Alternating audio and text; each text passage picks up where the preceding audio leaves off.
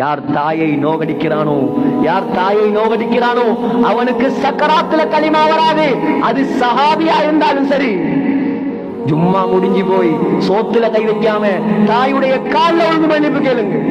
அம்மா பாப்பாவை நோகடிச்சவர்கள் நீங்க, நான் அல்லாஹ் மேல சத்தியமாக இந்த மிம்பரை சாட்சியாக வைத்து சொல்கிறேன், காபத்துல்லாஹ்வுடைய திரைச்சீலையை பிடிச்சு கொண்டு மௌத் வரைக்கும் நீங்க தொங்கி தௌபா செஞ்சாலும் தாய் தகப்பன் மன்னிக்கலையா, அல்லாஹ் மன்னிக்க மாட்டான்.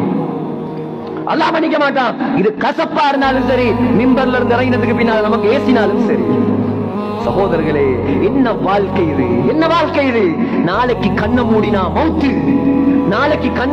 மௌத்து, இளம் வயதுகள்ல மௌத்து, திடீர் மரணங்கள். எல்லாத்தையும் விட்டுட்டு போறார். இமாம் ஷாஃபி அடிக்கடி சொல்வார், ومن عاش ألفا أو ألفين فلا بد من يوم يسير إلى القبر.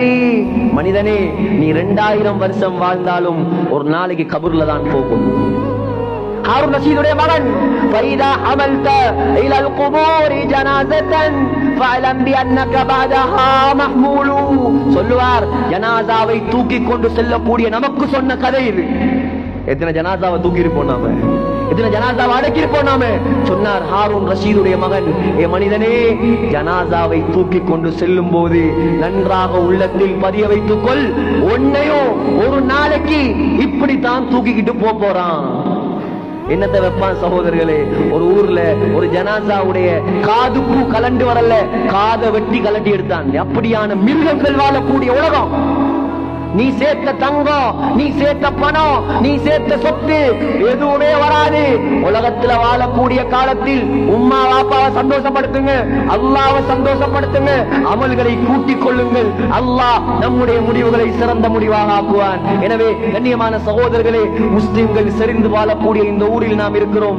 முடிவெடுங்க, இன்றைய நாளில் முடிவெடுங்கள். நம்முடைய ஊரில் யாரும் இரத்த பந்தத்தை துண்டித்தவன் வாழக்கூடாது. என்ன செய்திருக்கலாம், என்ன பாவம் செய்திருக்கலாம், என்ன அநியாயம் செய்திருக்கலாம். இன்றைய தினத்தில் நான் அவனை மன்னிக்க போகிறேன். சொன்னார்கள் ஸல்லல்லாஹு அலைஹி வஸல்லம், உனக்கு அநியாயம் செய்தவனுக்கும் நீ நல்லது செய். உனக்கு அநியாயம் செய்தவனை மன்னி.